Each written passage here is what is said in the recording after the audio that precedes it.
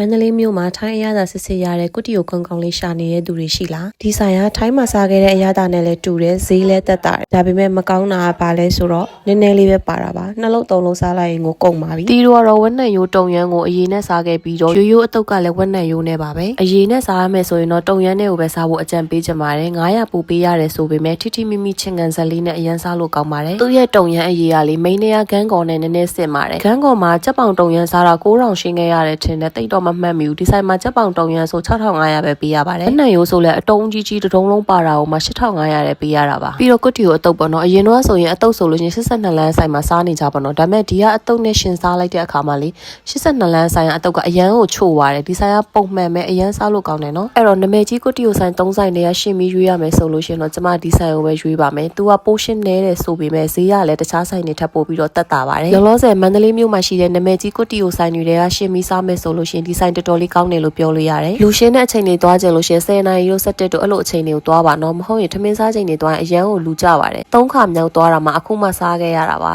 သူဟာတစ်ခုမဟုတ်တစ်ခုကုန်နေတာနဲ့ဆိုင်မှာလူပြေးလို့ထိုင်စရာနေရာမရှိတာနဲ့အဲ့လိုတွေကြီးပါပဲရှင်မီနူးလေးတွေလည်းထည့်ပေးထားပါတယ်ဖုန်းဆက်ပြီးမှာလို့ရှိရင်လည်း delivery နဲ့ပို့ပေးပါတယ်တဲ့ရှင်ဆိုင်နမည်ကတော့အလွိုင်ပါ32 A လန်ခုခုရှိကြမှာရှိပါ